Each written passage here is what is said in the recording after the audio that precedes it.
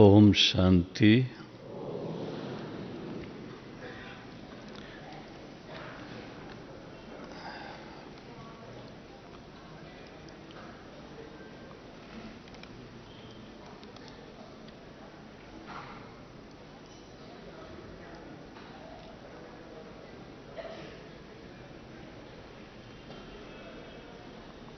शांतिवन में विशेष रूप से इस डायमंड हॉल में बैठे हुए सभी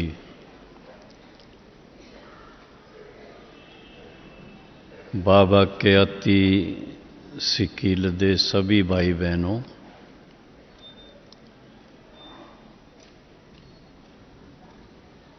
और साथ साथ और स्थानों पर भी जहां भी बैठे सुन रहे हो,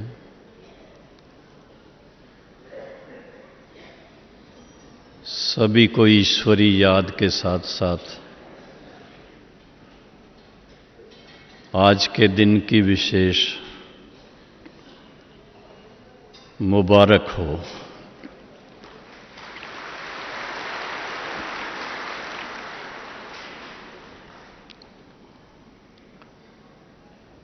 ये एक प्रकार से संगम युग का कुंभ मेला लगभग हर 3 सप्ताह के बाद शांतिवन में होता है।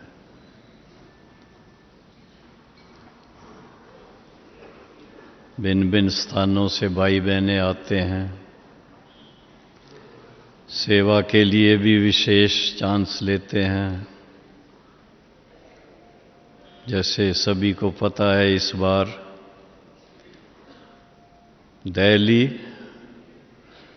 और आगरा सब जोन, दिल्ली जोन में आ जाते हैं सभी, तो सभी भाई बहनें विशेष दिल्ली के लगभग 300 सेवा केंद्र हैं, उनसे संबंधित,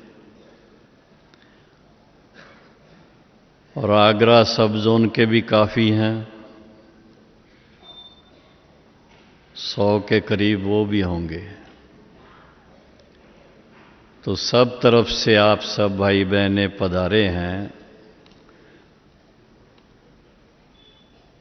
आपका स्वागत भी कर रहे हैं, लेकिन साथ साथ ये खुशी का एक दिन है कि बाबा से भी मिलेंगे, बड़े भाई बहनों से भी मिलते हैं, दादियों से भी मिलेंगे, और अच्छी तरह से अपने मन को खुशनुमा बनाएंगे।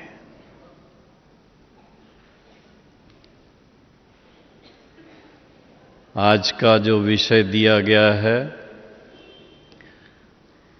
संगम युग का आनंद। किसके संग? हाँ?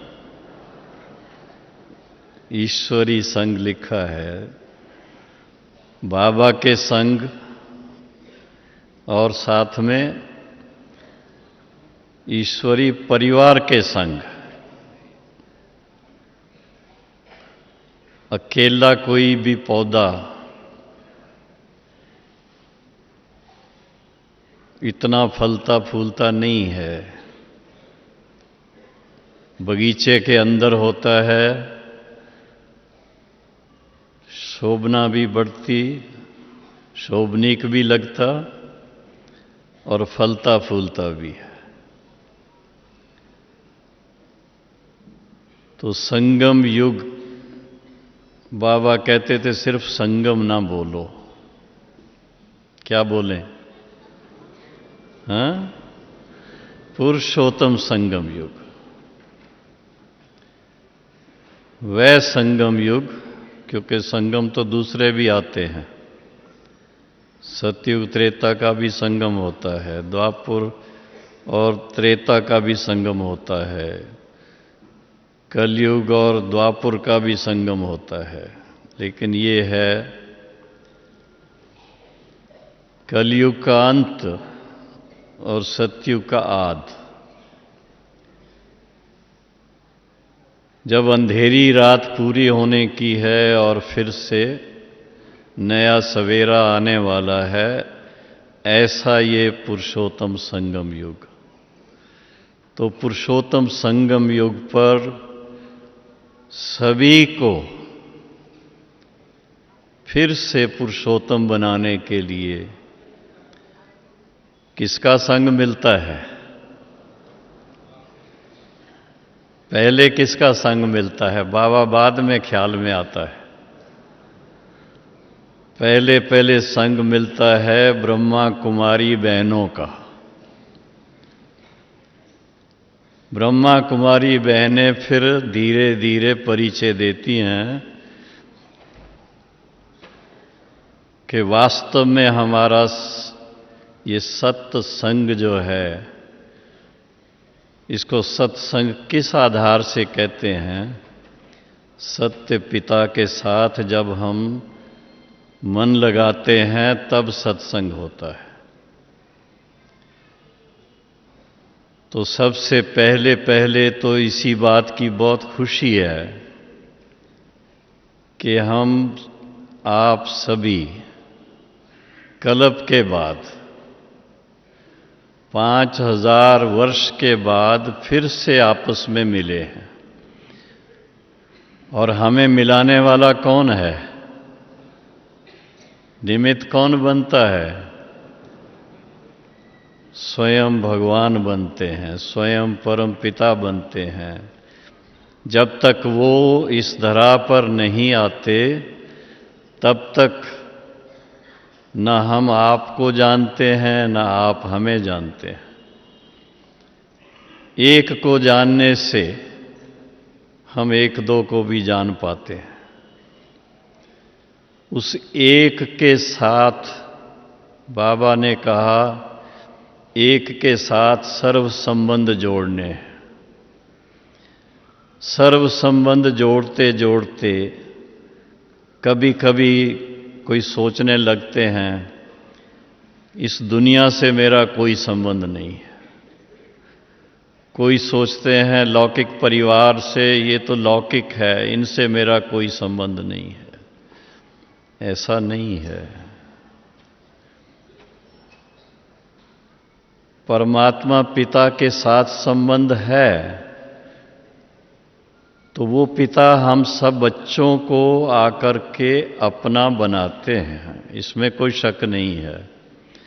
हम उनको याद करते रहे हैं, उनको ढूंढते रहे हैं, लेकिन वो कौन है, कैसा है, कैसे उसका संग किया जा सकता है?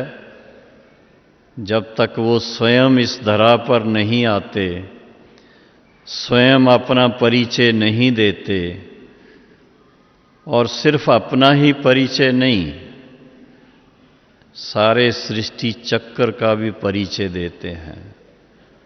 सृष्टि चक्र के अंदर मुख्य पाटधारी कौन हैं, उनका भी परिचय देते हैं।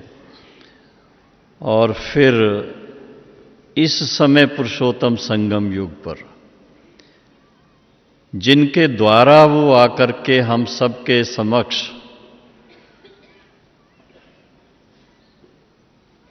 प्रत्यक्ष होते हैं, उनका परिचय भी देते हैं।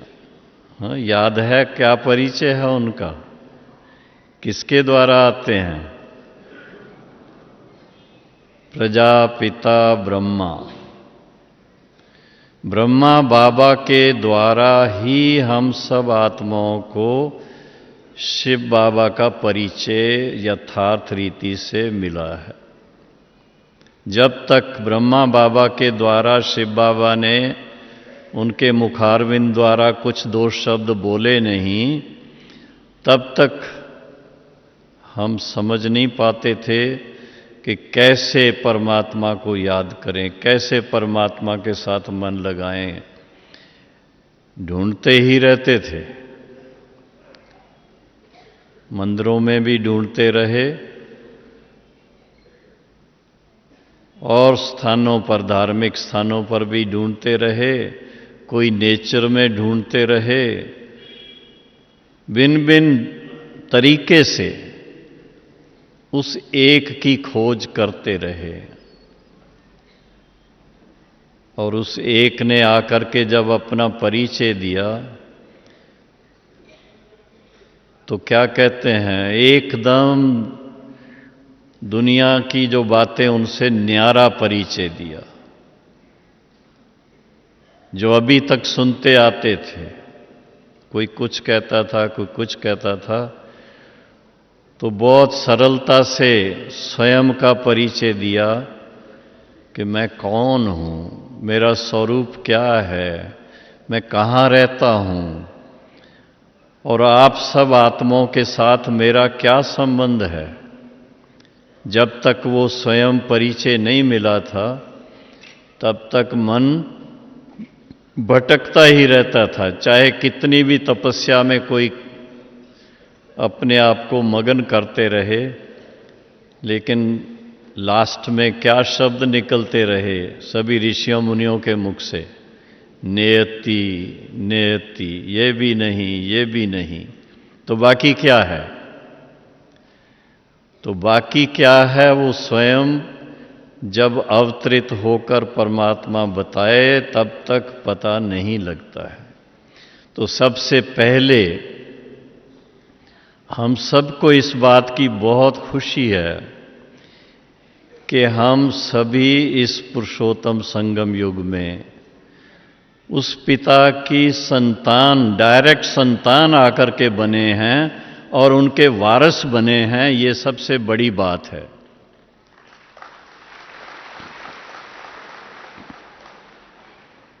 चाहे संख्या कितनी भी हो, थोड़े हों बहुत हों, बल्कि परमात्मा पिता तो सारे विश्व की आत्माओं का पिता है।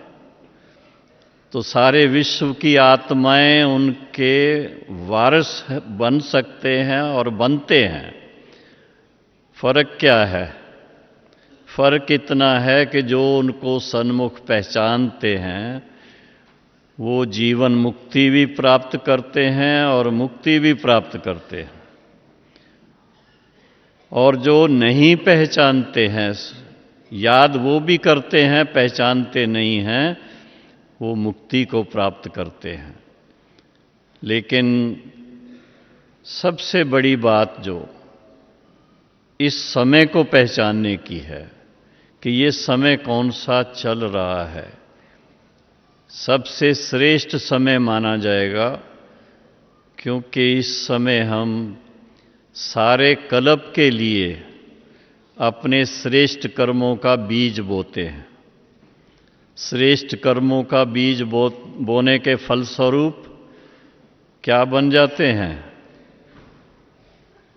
क्या बन जाते हैं? अभी इस समय कहेंगे ब्रह्मा बाबा के बच्चे बनते हैं, तो सभी ब्राह्मण बनते हैं। ब्राह्मण अर्थात जो अपने जीवन में पवित्रता को धारण करते हैं, जो अपने जीवन में दिव्य गुणों को धारण करते हैं, जो अपने जीवन को ज्ञानमय बनाते हैं।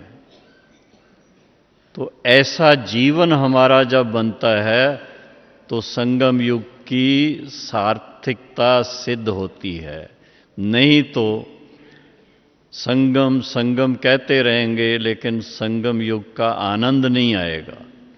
आनंद आएगा तभी जब ये ख्याल में रहेगा कि इस विशेष समय पर, ऐसे अलौकिक समय पर, ऐसे शुभ मुहूर्त के समय, ऐसा ही कहेंगे कि स्वयं परम पिता परमात्मा शिव हम सब के कल्याणार्थ, जो उनको कहा ही जाता है वो विश्व कल्याणकारी है, विश्व हितकारी है, वो हम सब के कल्याण के लिए इस धरा पर आकर पिताश्री ब्रह्मा बाबा के मुखारविंद से हम सबको बच्चे बच्चे कह कर के अपना बनाते हैं और उनके साथ साथ में यूं कहें कि योग्यता भी भरते हैं। ईश्वरी ज्ञान जो इतना बाबा ने दिया है, ईश्वरी ज्ञान के फलस्वरूप एक नई रोशनी मिली है, तीसरा नेत्र सबका खुल गया है और उस तीसरे नेत्र के फलस्वरूप सृष्टि के आदि मध्य अंत को समझते हुए और उसका भी आधार ये समझते हुए कि मनुष्य आत्माओं के कर्मों के अनुसार ही जब कर्म श्रेष्ठ बनते हैं तो उसकी रिजल्ट मिलती है सतयुगी दुनिया। और फिर सतयुगी दुनिया से आगे चलते चलते त्रेता में आ जाते हैं, फिर द्वापर में आते हैं, फिर कलयुग में आते हैं। लेकिन कौन आते हैं? सतयुगी कौन बनते हैं, त्रेता युगी कौन बनते हैं, द्वापर युगी कौन बनते हैं, कलयुगी कौन बनते हैं, ये स्मृति नहीं रहती है। अभी आकर के फिर से शिव बाबा ने हम सब आत्माओं का दीपक जलाया है, स्मृति का दीपक कहो कि हम अनादि अविनाशी आत्माएं हैं और पिता परमात्मा की अनादि संतान होने के नाते पवित्र स्वरूप, शांत स्वरूप, प्रेम स्वरूप, आनंद स्वरूप, शक्ति स्वरूप हैं। ये अपना परिचय हम आत्माओं को अभी मिला है शिव बाबा के द्वारा। इस बात को अगर स्वीकार करें, इसके गहराई में जाएं, इसके अनुकूल अपने जो थिंकिंग प्रोसेस है, अपना जो सोचने का तरीका है, उसको थोड़ा सा हम उसका स्विच ऑन रखें तो आप सोचिए कितना अपने जीवन में परिवर्तन आ जाएगा, कितना जीवन में आनंद आ जाएगा, कितनी जीवन में श्रेष्ठता आ जाएगी। अगर ये नहीं स्मृति रहती, बाबा कहते अगर स्मृति का स्विच ऑन नहीं करते तो फिर क्या होता है, अंधेरा ही रहता है और अंधेरे में तो वही पुरानी बातें मन में आएंगी, पुराने संस्कार मन में आएंगे, पुरानी कर्म और उसके कर्म का फल सामने आता रहेगा।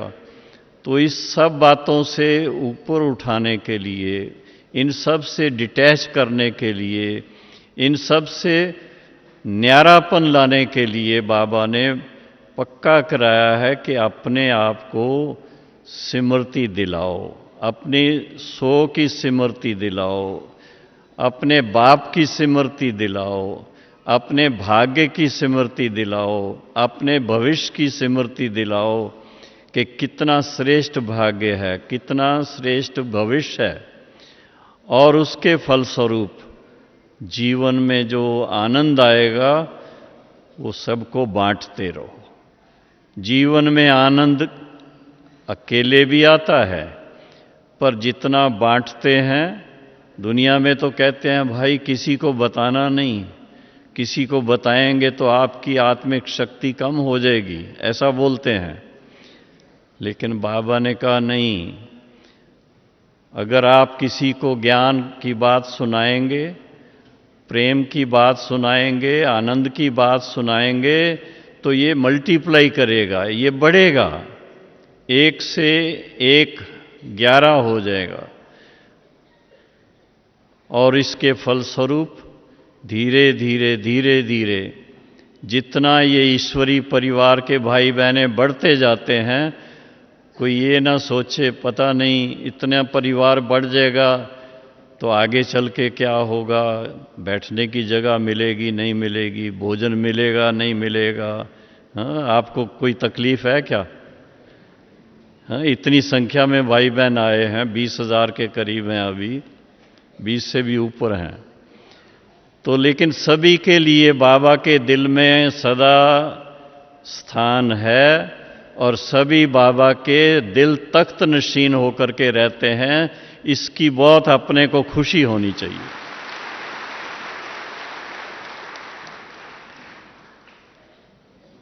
और बाबा ने तो इस बात का बहुत ही एक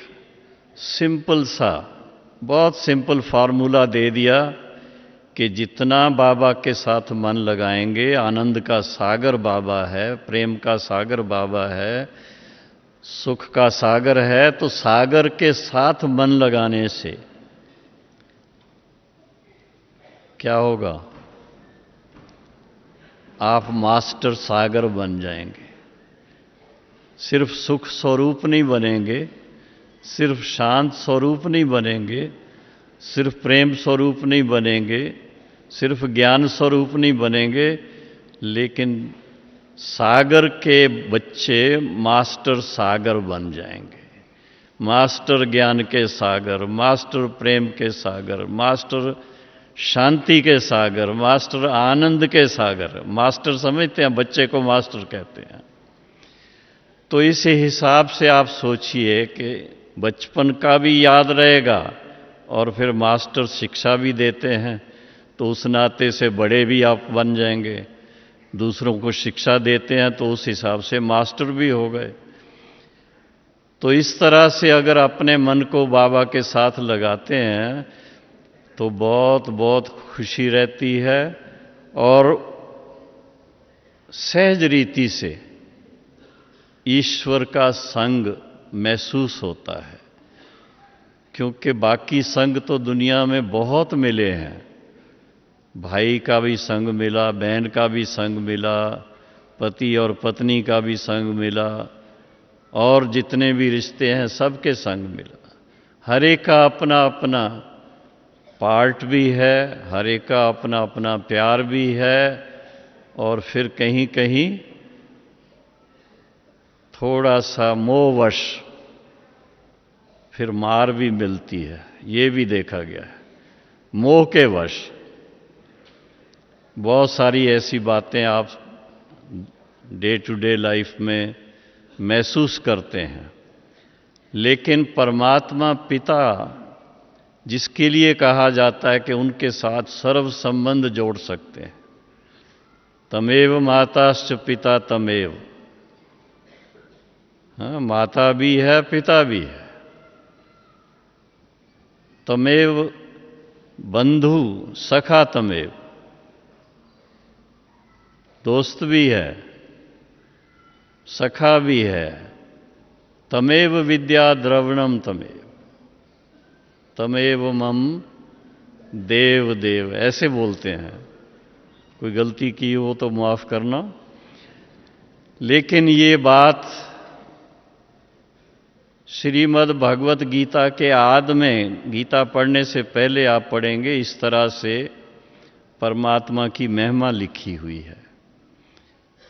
तो ऐसे अगर सर्व संबंधों के ऊपर बुद्धि लगाएं हम कि वो माता कैसे है, तो बाबा ने अभी कल परसों की मुरली में बड़ा स्पष्ट किया था कि वो बाप है।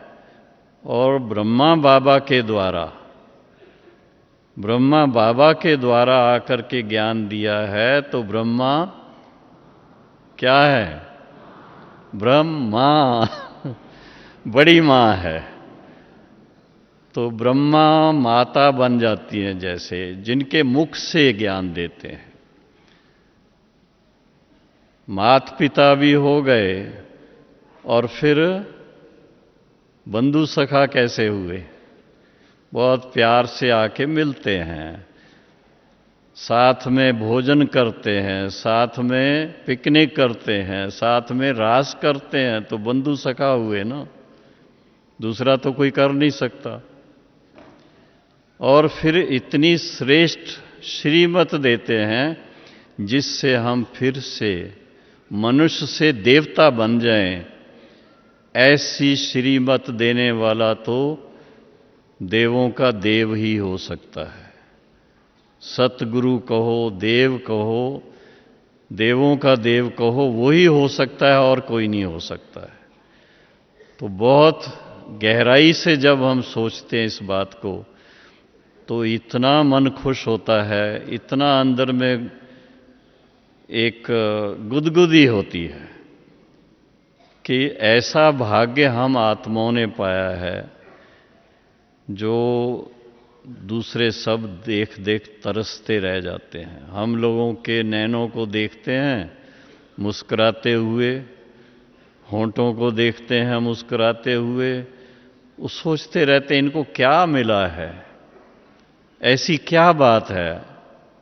लेकिन क्या कहते हैं, ये गुंगे की मिठाई, गुंगे की मिठाई समझते हैं, जो बोल ना पाए लेकिन मिठाई का आनंद तो वो लेता है, तो मुंह पे आ जाती है उसकी मुस्कान।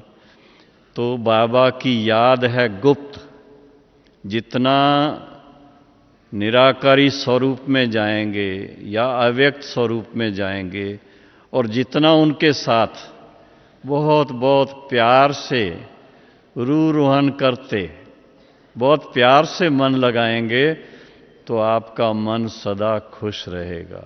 ऐसे ही नहीं कहा है बाबा ने, जो सारे श्रीमद् भगवत गीता का सार आकर के मिलता है, मन मना भव, इस ऐसे ही नहीं कहा है। मन मना भव अर्थात मन मेरे साथ लगाओ। क्यों लगाओ? आपके सुख के लिए, आपके आनंद के लिए, आपके शक्तिशाली बनने के लिए। मन ऐसा सुंदर साधन है जो आपको स्वर्ग का मालिक भी बना सकता है, और मन ही है जिसके लिए क्या कहा जाता है कि ऐसा तेज घोड़ा है जिसको वश करना बड़ा मुश्किल है। सुना है आपने? मन रूपी घोड़े की बातें तो सुनी हुई है ना पहले भक्ति मार्ग में। तो मन रूपी घोड़े को वश करने का एक सहज साधन बाबा ने क्या दे दिया? मन मना भव, मन मेरे साथ लगाओ। क्योंकि सर्वशक्तिवान के साथ मन लगने से सर्व शक्तियां अपने पास आ जाती हैं। तो मन रूपी घोड़ा, उसकी लगाम बिल्कुल अपने हाथ में सहज रीति रहती है। फिर ना वो धोखा दे सकता है, ना धोखा दे सकता है, ना आपको गिरा सकता है, बल्कि आप जैसा चाहेंगे वैसा ही वो चलेगा। और ऐसा चलेगा बल्कि बार बार आपको कहेगा चलो वापस बाबा के पास, चलो बाबा के साथ फिर से अपना प्रीत की रीत निभाते चलें। जितना बाबा के साथ प्रीत रहेगी तो प्रीतम के साथ प्रीत के फलस्वरूप सदा आनंद में रहेंगे, खुशी में रहेंगे, सुख में रहेंगे और दूसरों को भी सुख शांति बांटते रहेंगे। ऐसी सुंदर ये चीज़ है, लेकिन ये मिलती कभी है इसी पुरुषोत्तम संगम युग पर। तो समय की पहचान बहुत ज़रूरी है। चलते चलते कभी कभी कलयुगी सीन दुनिया के जो सामने आ जाते हैं, चाहे अखबारों के द्वारा चाहे टीवी के द्वारा, उसकी चर्चा ज़्यादा हो जाती है और जो हमारे काम की बातें हैं वो सब साइड पे रह जाती हैं। सभी जानते हैं। तो अपने को ये बहुत ध्यान रखना है, क्योंकि बाबा ने पुरुषोत्तम संगम युग की वैल्यू के बारे में जो बताया है कि इसका एक एक सेकंड बहुत वैल्यूएबल है, इसको व्यर्थ ना गंवाएं। एक एक सेकंड में आप क्या से क्या प्राप्त कर सकते हैं और एक एक सेकंड में क्या गंवा सकते हैं, इस बात का बड़ा ध्यान रखना पड़ेगा। तो अपने मन के जो संकल्प हैं उसके ऊपर बहुत अटेंशन चाहिए, उसका ये ध्यान चाहिए कि मेरे मन में पॉजिटिव थॉट्स चल रहे हैं या कोई नेगेटिव भी चल रहे हैं। अगर नेगेटिव चलते हैं तो फट से बाबा को सामने लाओ, बाबा को अर्पित करके फिर से जंप लगा करके नेगेटिव से वापस पॉजिटिव में आ जाओ। उसका और कोई तरीका नहीं है।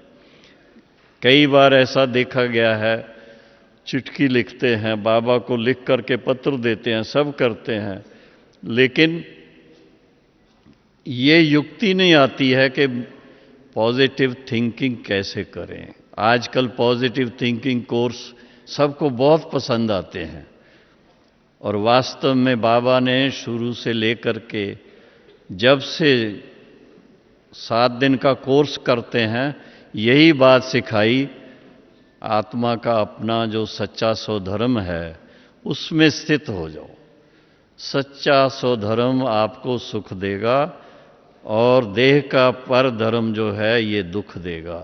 जितना सुख पाना चाहो वो पा सकते हो, लेकिन अपने स्वधर्म की स्थिति में न सिर्फ स्थित होकर के बल्कि उसको अच्छी तरह रियलाइज करो। पहली बात है ज्ञान मिलना। ज्ञान के आधार से स्मृति बनती है, स्मृति के आधार से रियलाइजेशन होती है। तो जो सेल्फ रियलाइज्ड सोल होती है, जिन्होंने आत्म अनुभूति की होती है, वो सबसे ज़्यादा आनंद में रहते हैं, सबसे ज़्यादा सुख में रहते हैं, सबसे ज़्यादा श्रेष्ठ थिंकिंग उनकी रहती है। और उनके मन में और क्या आएगा? थोड़ा तो कुछ सेवा का भी आएगा या नहीं आएगा? हाँ, अगर सिर्फ इतने तक सीमित रहेगा तो कहेंगे भाई इतना सब ज्ञान लेने के बाद भी ये तो स्वार्थी हैं, सिर्फ अपना ही सोचते हैं। लेकिन नहीं, बाबा ने फिर एक बहुत अच्छा टाइटल दे दिया। कौन सा? आप सभी, चाहे एक गांव में बैठे हैं, छोटी जगह में बैठे हैं, बाबा ने कहा बच्चे आप सभी विश्व सेवाधारी हो, विश्व सेवाधारी।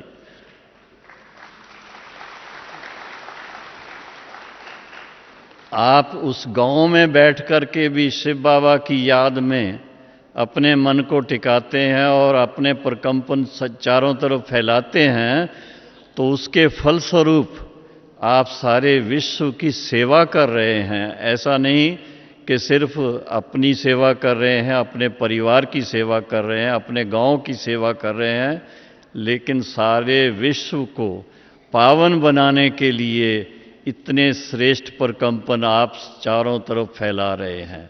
तो ये कोई छोटी बात नहीं है। बाबा जो इतना मुरली के अंदर इतना याद प्यार के समय इतना ऊंचाई से बाबा बात करते हैं, ऐसे ही नहीं करते हैं। हम लोग अपने आप को नहीं पहचानते, तो अपने को पहचानना जरूरी है कि सचमुच हम बाबा के रूहानी बच्चे हैं, ईश्वरी बच्चे हैं। छोटे बच्चे नहीं हैं, ईश्वरी बच्चे हैं, ईश्वरी संतान हैं। और ईश्वरी संतान किस समय होती है? सारे कल्प में कब आते हैं? पुरुषोत्तम संगम युग पर। तो पुरुषोत्तम संगम युग भी याद रहेगा, और साथ में हम ईश्वरी संतान हैं उसका नशा भी सदा रहेगा। और ईश्वरी संतान होने के नाते सारा विश्व अपना है, पराया नहीं है। तो सारे विश्व की सेवा के लिए हम निमित्त भी बनते रहेंगे। जितना निमित्त बनेंगे, निमित्त बनने के लिए सबसे बड़ा गुण कौन सा आएगा? जो बाबा भी अपने आप को क्या कहते थे, साकार द्वारा क्या कहते थे? सुंदरलाल भाई बताओ, क्या कहते थे? I am your most obedient servant father, most obedient servant father. अपने आप को कभी बाबा ने ऐसे रूप से नहीं दिखाया हमें कि मैं सबसे बड़ा हूं, लेकिन नहीं, बहुत निर्माणता से। तो कहा जाता है अगर बाबा के समान आपको बनना है तो क्या करना है? बाबा को फॉलो करना है। जैसे बाबा ने अपनी जीवन को इतना सरल, इतना श्रेष्ठ और इतना सादगी में रखा, हम बच्चों को भी वैसा ही बनना जरूरी है।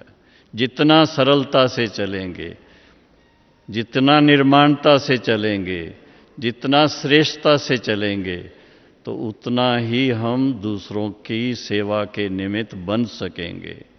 जितनी सेवा करेंगे, सेवा का फल क्या मिलता है? हाँ? विश्व सेवाधारी बनेंगे तो विश्व के मालिक बन जाएंगे। विश्व के मालिक अर्थात सत्युग के विश्व महाराजन बन जाएंगे, महारानी बन जाएंगे। महारानी महाराजा नहीं तो कम से कम प्रिंसेस और प्रिंस तो बन ही सकेंगे ना। भाई क्या बनेंगे? हैं? क्या बनेंगे? महाराजा बनेंगे। अच्छा, बहनें क्या बनेंगी? बहनों में से महाराजा कोई नहीं बनेंगे? नहीं, ठीक है। जिसको जो पार्ट पसंद है, आपके ऊपर है। खुशी से लो, खुशी खुशी चलो।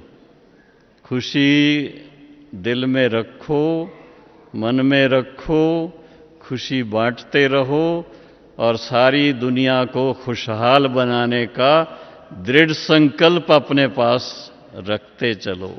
जितना ये दृढ़ संकल्प रहेगा, उतना जल्दी जल्दी सत्युग की स्थापना का कार्य पूरा होगा। तो उसके लिए बहुत दृढ़ संकल्प होना जरूरी है। कभी कभी अच्छा मूड में आते हैं, अच्छे उमंग में आते हैं, फिर चलते चलते, हाँ, अभी 1-2 दिन पहले भाई एक मिले, कहते हैं यहाँ मधुबन आते हैं तो जैसे नशा चढ़ता है, फिर कुछ समय के बाद 2-3 महीने के बाद वो ठंडा हो जाता है। उसके लिए क्या किया जाए? मैंने कहा उसके लिए तो भाई रोज जैसे शरीर को ठीक रखने के लिए भोजन करना पड़ता है, तो भोजन करते रहते हैं, पानी पीते रहते हैं, दूध पीते रहते हैं। इसी तरह से रोज बाबा की याद और बाबा की इतनी श्रेष्ठ मुरलियां जो हैं उसका आनंद लेते रहेंगे और साथ साथ दूसरों की सेवा के निमित्त बनते रहेंगे, तो आपका जो नशा है वो कम नहीं होगा, बढ़ता ही रहेगा। नशे में, बाकी सब नशे में क्या कहते हैं, और नशों में है नुकसान। एक नशा है जिसमें नुकसान नहीं है, वो कौन सा है? नर से श्री नारायण, नारी से श्री लक्ष्मी पद प्राप्त करने का नशा, उसमें कोई नुकसान नहीं है। उसमें अपना भी फायदा है और जहान का भी फायदा है। क्यों? श्री नारायण या श्री लक्ष्मी बनना माना सारे विश्व की सेवा के निमित्त बनना। ऐसा जब आपके अंदर भाव होगा तो सदा वो भावना काम करती रहेगी, और जैसी जैसी भावना वैसा वैसा उसका फल मिलता रहेगा।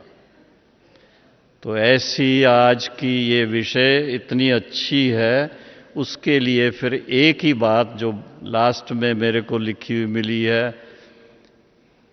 कि ये तभी संभव हो सकता है जब ईश्वरी संग हो। ईश्वरी संग, अब ईश्वरी संग एक तो सूक्ष्म योग के समय मैं आत्मा और मेरा बाप वो पिता परमात्मा, दोनों का संग आपस में जो है सबसे श्रेष्ठ। फिर उसके बाद फरिश्ता रूप की बात, अगर सूक्ष्म वतन में तो ब्रह्मा बाबा के द्वारा शिव बाबा के साथ हम भी अपने फरिश्ता स्वरूप में उनका संग करें। और तीसरा, इस धरा पर सबसे श्रेष्ठ संग किसका है? ब्राह्मणों का। ये ना भूल जाइए, ब्राह्मणों का आपस में मिलना। जैसे आज आप सब यहाँ बैठे हैं शांति वन में, तो यहाँ पर कौन बैठे हैं? कौन बैठे हैं? हर एक अपने नाम के आगे लिखते हैं बी के फलाना, बी के फलानी, तो ब्रह्मा कुमार ब्रह्मा कुमारी। तो ब्रह्मा कुमार ब्रह्मा कुमारी सिर्फ हम आप नहीं हैं, देखा जाए तो ब्रह्मा बाबा की तो सारी दुनिया संतान हो गई। तो ब्रह्मा कुमारी, ब्रह्मा कुमार इतना श्रेष्ठ नाम है, इसको कभी भूलना नहीं आप। अगर इसको याद रखेंगे तो हमेशा नशा चढ़े रहेगा कि हम ऊंचे ते ऊंचे बाप के बच्चे, ऊंचे ते ऊंचे परिवार के सदस्य हैं। ऐसी भावना जब रहेगी तो आपकी दृष्टि भी ऊंची रहेगी, वृत्ति भी ऊंची रहेगी, कृति भी ऊंची रहेगी, और ऊंचे ते ऊंचे बाप की सेवा में सदा बुद्धि बिजी रहेगी। बुद्धि को बिजी रखना बहुत ज़रूरी है। अगर बुद्धि को आपने फ्री छोड़ दिया तो कहाँ से कहाँ आपको ले जाएगी, भटका देगी। इसलिए बुद्धि को बिजी रखने का सहज तरीका है, बाबा ने जो कहा, याद और सेवा। याद और सेवा, ये दो बातों पर बाबा का बहुत ध्यान। और साकार बाबा के सामने हम सब बच्चे तो इस बात के लिए पक्का, हमको बाबा ऐसे करते थे, अपना चार्ट लिखो, रोज का चार्ट, और फिर साथ में सेवा के लिए भाग दौड़ करवाते रहते थे। तो आप मुरलियों में, साकार मुरलियों में पढ़ते ही हैं, सुनते ही हैं।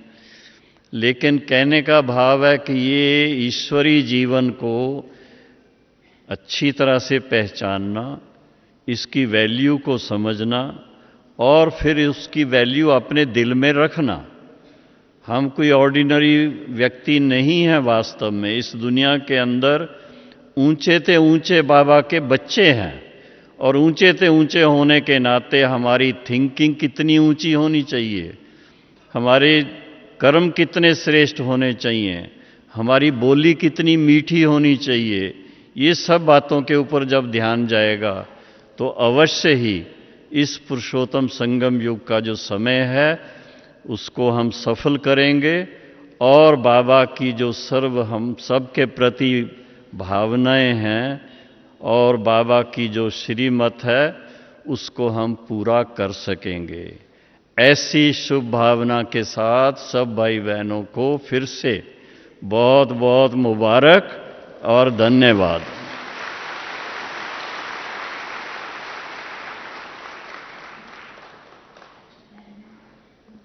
अभी थोड़ा टाइम क्या करेंगे, हाँ, थोड़ा सा सीधे बैठ जाएं।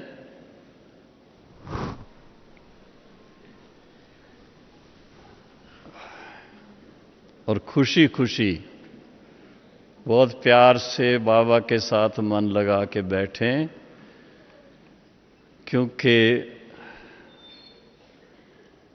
दुनिया में कहते हैं silence is golden, speech is silver, ऐसा बोलते हैं। तो पहले तो ऐसे ही बोलते थे, समझ में नहीं आता था। अब समझ में आता है कि अगर शिव बाबा के साथ मन लगाना है तो जितना साइलेंस में जाएंगे उतना समीपता रहेगी।